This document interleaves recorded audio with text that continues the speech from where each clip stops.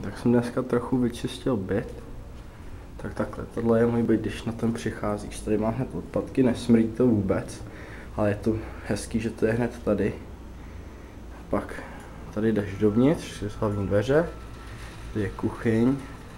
Tady je záchod. Dneska jsem to všechno vyčistil trochu, není to perfektní. Ale už to začíná být trochu věci uklizený tam kam patří. A tak zavírám hlavní dveře, já jsem si koupil hodiny. Tady mám věci na sebe, v klozetu. Se zavře.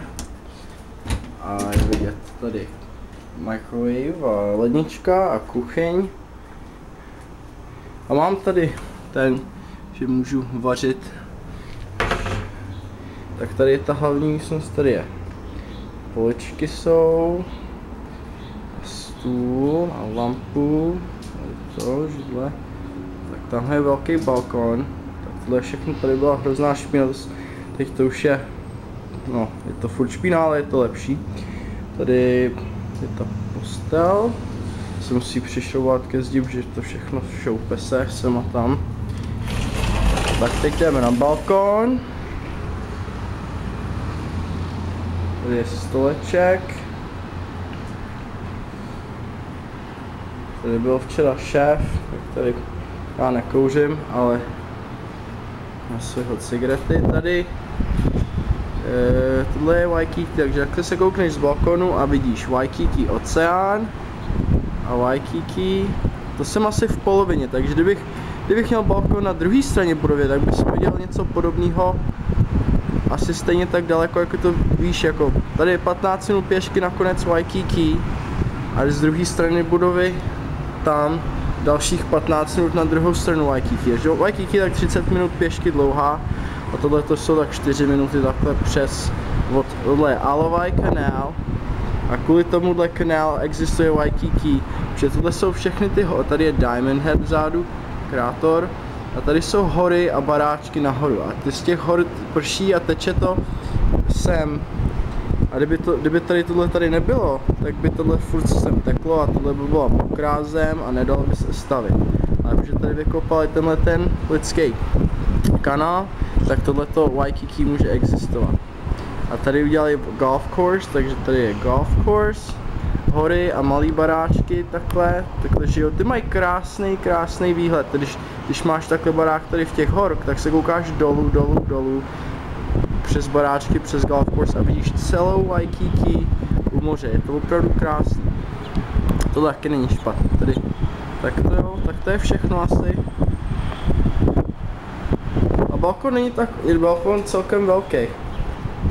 Protože tohle dlaždička je, myslím, 15 inčů, takže 1, 2, 3, 4, 5, 6, 1, 2, 3, 4, 5, 6, 7, 8 a půl. Každý inč je 2,5 cm. Takže tak skoro 40 x 6, 240 cm, 350 cm.